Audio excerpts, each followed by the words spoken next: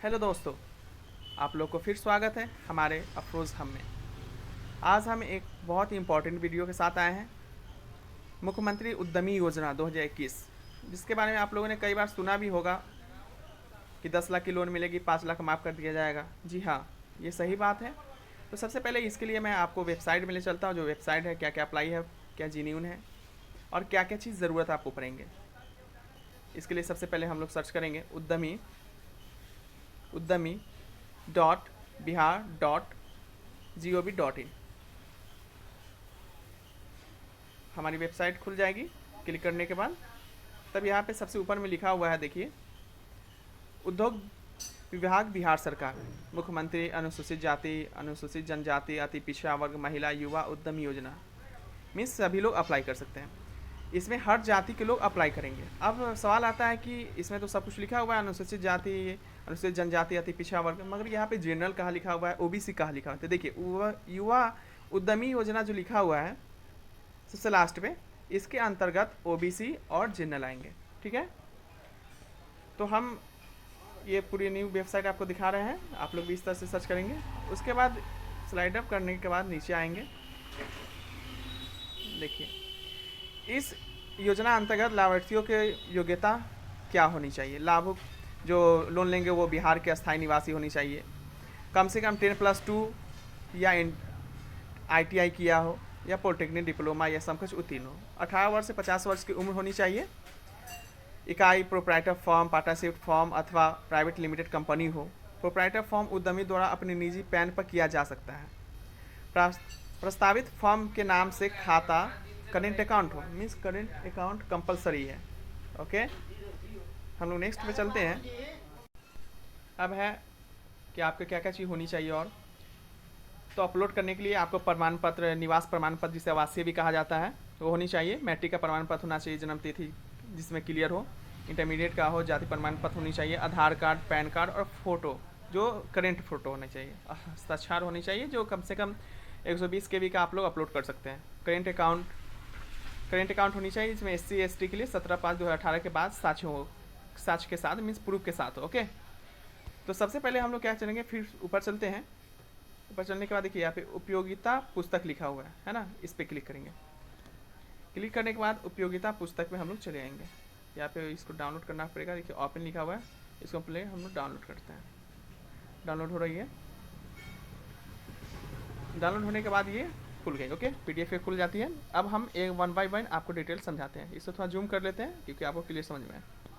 देखिए, सबसे पहले पंजीकृत करने का फॉर्म जो आएगा इस तरह से आएगा। सबसे पहले आपको क्या करना है, प्रथम नेम यानी फर्स्ट नेम भरना है, उसके बाद मिडिल नेम और अंतिम नेम।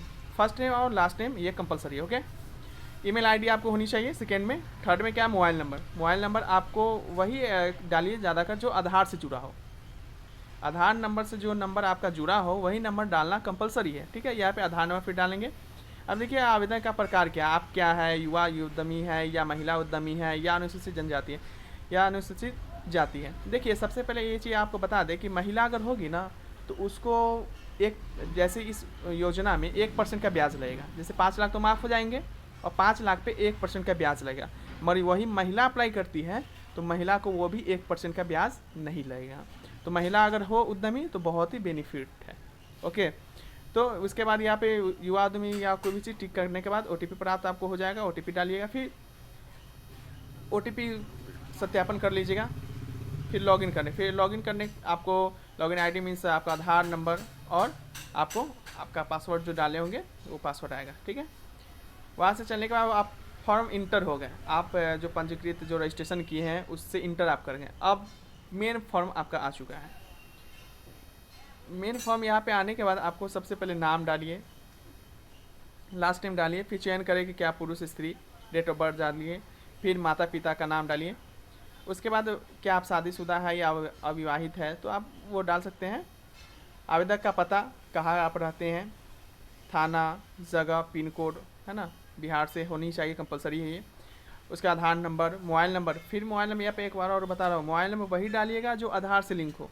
उसके बाद ईमेल आईडी, फिर युवा उद्यमी है या आप अनुसूचित जनजाति है या महिला उद्यमी है। महिला उद्यमी होने का खास बेनिफिट्स है, ये आप लोग भी ध्यान रखिएगा। क्योंकि युवा उद्यमी होंगे तो उसमें क्या है कि आपको तो 1% ब्याज तो देना ही होगा, 5 लाख में 5 लाख तो माफ़ हो ही जाएंगे, मगर महिला होंगे तो वो भी 1% ब्याज नहीं देने होंगे। अब क्या है कि जाति आप क्या है, जाति आप चूज करेंगे, उसके बाद आपने क्या किया है, इंटरमीडिएट किया है या पोस्ट ग्रेजुएट किया है या क्या किया है, जो भी एजुकेशन क्वालिफिकेशन है उसको क्लिक कर देंगे, ठीक है।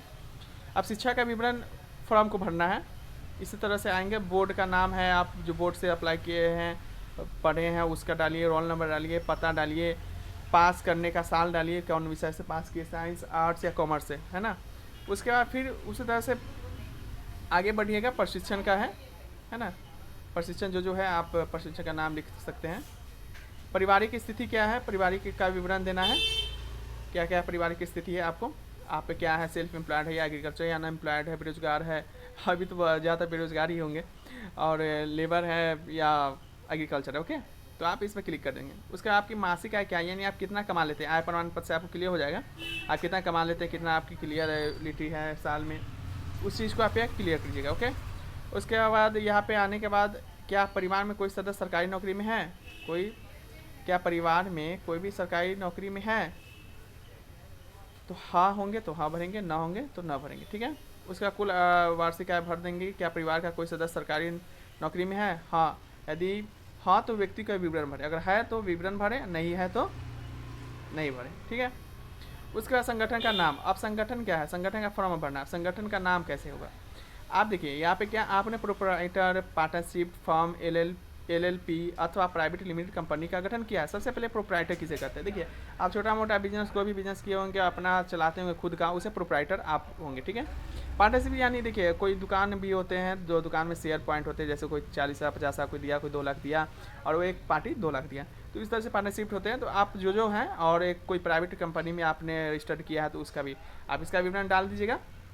अब यहाँ पर आपको क्या करना है कि क्या आपने प्रोप्राइटर, पार्टनरशिप, फर्म, एलएलपी अथवा प्राइवेट लिमिटेड कंपनी का गठन किया है, तो देखिए इसमें हार डालिएगा, यदि पंजीकृत नहीं है तो आपका फॉर्म खारिज हो जाएगा। सबसे पहले ये आप बहुत ध्यान देने वाली बात है कि आप अगर नहीं डालते हैं तो आपका जो फॉर्म होगा वो आपको खारिज कर दिया जाएगा, ठीक है, वो आपको खारिज कर दिया जाएगा। इस पर ध्यान रखना है कि वो यहाँ पे क्या करना है, आपको हाँ ही डालना है हर हाल में। तो हाँ कैसे होंगे, हाँ के लिए आपको ज़रूरत है कि वो आपकी कंपनी जो है वो रजिस्टर्ड हो, और रजिस्टर्ड कब होगा, जब जीएसटी आपके पास होंगे तब। जीएसटी जिसके पास नहीं है आप लोग जीएसटी के लिए अप्लाई कर देंगे, अभी वक्त है। उसके बाद फिर आगे बढ़ते जाइएगा, इसी तरह से अप्लाई करते हुए आवेदक का हस्त संस्था इकाई का प्रकार क्या है, चयन करें, पार्टनरशिप या प्रोप्राइटर, इसको क्लिक कर दीजिएगा। आप देखिए इसमें क्या है कि इकाई का नाम क्या नाम है, आप किस नाम से खोल रहे हैं, क्या चीज़ है उसका डिटेल्स। उसके बाद पंजीकृत पता, कहाँ पे वो खोले हैं, उसका पता, थाना कौन जगह है बिहार में, कहाँ पे। अब यहाँ पे क्या है कि प्रोमोटर, डायरेक्टर और पार्टनर को जोड़ें। अगर माने कि पार्टनर है या प्रोप्राइटर है या प्रमोटर है तो आप उसको जोड़ना है, तो यहाँ पे क्लिक कीजिएगा, तो उसके बाद यहाँ पे इस तरह का आपको खुल जाएगा, ठीक है। तो इस पर आप क्लिक कीजिएगा और इस तरह से आप अप्लाई करते हुए आगे बढ़ जाइएगा।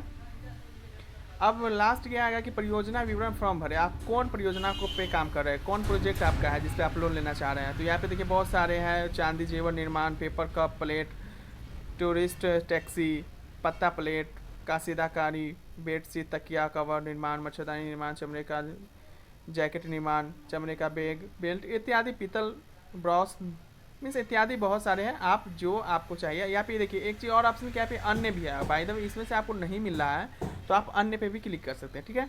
उसके बाद क्या आपने इस प्रोजेक्ट से संबंधित कोई कौशल प्रशिक्षण किया है क्या, जो आप प्रोजेक्ट आप जो चुनिएगा उसके बेस पर देखिए PMKVY होता है और बिहार का भी होता है, तो दोनों में से आपने कहीं भी कोई स्किल प्राप्त किया है, तो अगर प्राप्त किया है तो उसका डिटेल्स आपने दे दीजिए ना, ठीक है। डिटेल्स देने के बाद अगर नहीं किया है तो नहीं डाल देना।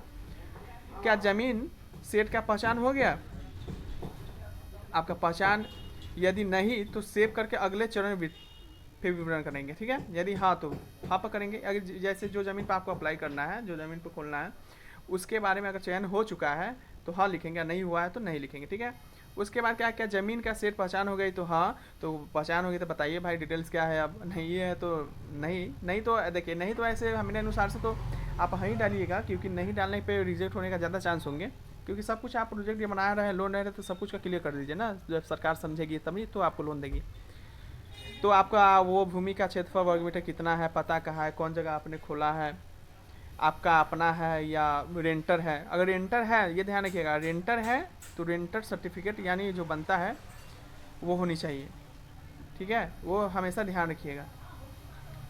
उसके बाद आपका क्या है कि वित्त विवरण फॉर्म कैसे भरें, ठीक है। अब पूंजी निवेश का विवरण, आप पूंजी में निवेश कितना करें, कितना पैसा लगा रहे हैं, वो पैसा डालिएगा। और क्या भवन शेड दुकान किराए पर है, किराए पर है तो हाँ, नहीं है तो नहीं, किराए पर है तो हाँ। और किराए पर है तो पहले बता ही दिए कि किराएदार का जो बनता है कागज वो आपको होनी चाहिए आपके पास। उसके बाद यदि आप किराए पर है तो रकम अंकित करें, कितना किराया आप दे रहे हैं। प्लांट की मशीनरी उपकरण क्या क्या है, अन्य अंचल संपत्ति और क्या क्या चीज़ रखे हुए हैं, कार्यशील पूंजी क्या लगाए हैं, यानी काम करने के लिए जो वर्किंग कैपिटल क्या लगाए हैं, ओके।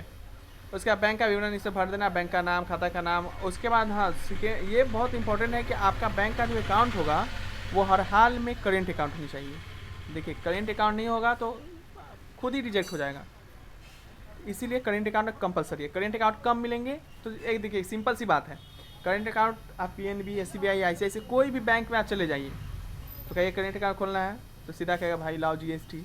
तो GST तो आपने बनाया नहीं, तो अभी वक्त है आपने बना लेना है ना, GST बना लें। जिनके पास GST वो उसके लिए बेनिफिशियल है, ठीक है। उसके बाद चेक, चेक कंपलसरी है, चेक का एक अपलोड आपको करना पड़ेगा, चेक भी आपके पास होनी चाहिए। फिर उसी तरह से दस्तावेज जो डॉक्यूमेंट है उसको अप्लाई कर देंगे, यहाँ पे सब लिखा है मैट्रिक इंटरमीडिएट जो है उसको अपलोड कर देंगे, ठीक है। इस अपलोड करके यहाँ पे सबमिट कर देंगे। सबमिट करने से पहले सभी फॉर्म डाटा को जांच करना है, सबमिट करने से पहले यहाँ तक सबमिट होगा, आप सबको जांच लीजिएगा। यहाँ पे जैसे जो जो अपलोड किए होंगे, जो जो लिखे होंगे वो यहाँ पे इस तरह से चलाएगा, उसके सबमिट फाइनल कर दीजिएगा, ठीक है। That's all, thank you. I hope कि आप लोगों को ये वीडियो पसंद आया होगा, पसंद आया तो लाइक सब्सक्राइब करना ना भूलें। That's all, thank you so much.